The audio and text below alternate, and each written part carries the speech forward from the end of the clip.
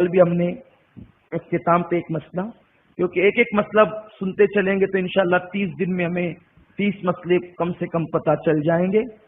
روزہ جو ٹوٹتا ہے تو کچھ لوگوں کا خیال یہ ہے کہ صرف کھانے پینے سے ہی ٹوٹتا ہے۔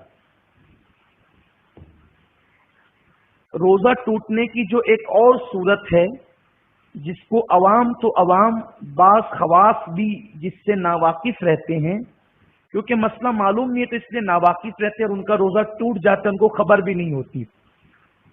جب ہم بیت الخلاء میں جاتے ہیں تو پانی استعمال کرتے وقت بھی روزہ ٹوٹ جاتا ہے۔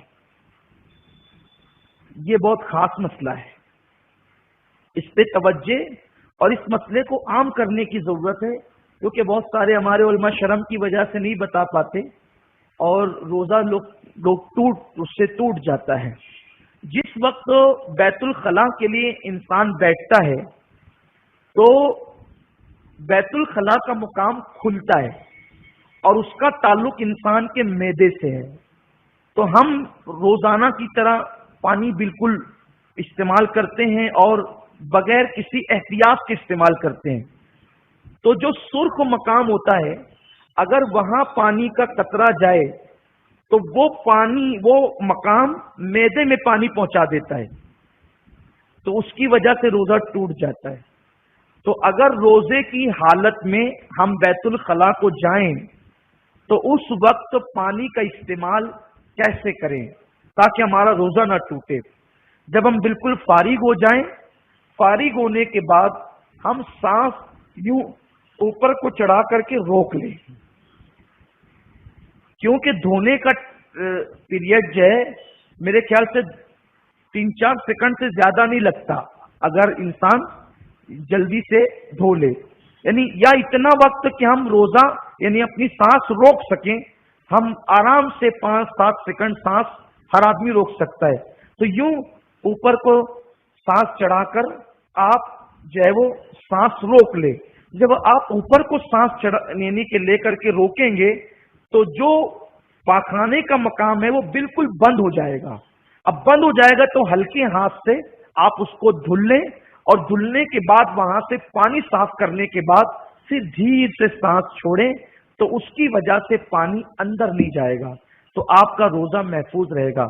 ورنہ اگر آپ نے اس احتیاط سے استنجا نہیں کیا تو آپ عوام میں تو یہی مشہور ہے کہ بھئی کھائیں پیئیں، ناک سے پانی جائے، منہ سے پانی جائے تو روزہ ٹوٹ جاتا ہے۔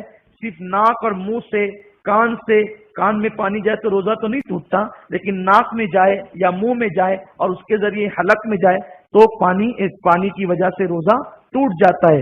تو اسی طرح وہاں سے بھی پانی ہمارے معدے میں پہنچتا ہے اور لوگوں کا روزہ ٹوٹ جاتا ہے اور لوگوں کو اس کی خبر بھی نہیں ہوتی، اور بیچارے سمجھتے ہیں میرے تو 30 روزے رکھے، 29 روزے رکھے، اور مسئلہ نہ معلوم ہونے کی وجہ سے وہ روزے سے محروم ہو جاتا ہے۔ اور میرے بھائیوں، رمضان شریف کے روزے اتنے قیمتی ہے، اگر ایک روزہ بھی اپنے سے اللہ نہ کرے، اللہ کبھی وہ دن نہ لائے، اگر ایک روزہ بھی چھوٹ گیا بیماری سے یا کسی وجہ سے، آپ پوری زندگی اس کے بدلے میں روزہ رکھے، رمضان شریف کے روزے کی فضیلت جو ہے وہ فضیلت پوری زندگی کے روزے کو نہیں مل سکتی۔ اتنے فضیلت والے یہ روزے ہیں، اللہ پوری زندگی آخری دم تک ہمیں روزے صحیح طور پر رکھنے کی توفیق عطا فرمائے۔ امید ہے کہ یہ مسئلہ آپ کے ذہن میں بالکل آ گیا ہوگا۔ آپ اپنے گھر میں بھی جا کر کے بتائیں، شرمائے نہیں۔ یہ بہت اب آپ کچھ سوچتے ہوں گے، میں یہ نہیں کہتا کہ کون کیا کرتا تھا، لیکن آپ کو ایک دم اچانک دل پہ کرنٹ لگا ہوگا، یار اس سے پہلے تو میں اتنی احتیاط سے پانی نہیں لیتا تھا روزے کی حالت میں، بلکہ آپ سوچتے بھی ہوں گے کہ میں نے تو پانی لیا اور ٹھنڈک میں نے خود محسوس کی، پانی کی ٹھنڈک خود محسوس کی نیچے کی طرف، تو آپ کو ایسا لگا ہوگا۔ تو کتنا اہم مسئلہ ہے، بتانا چاہیے۔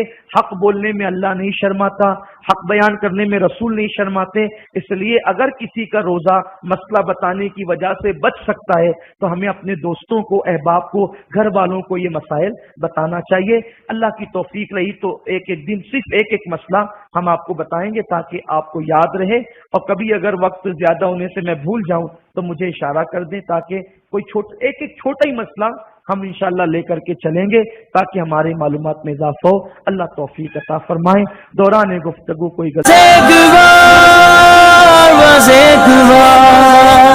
بس ایک بار چلے آؤ مصطفیٰ کی طرح. صرف ایک بار، صرف ایک بار، صرف ایک بار، صرف ایک بار.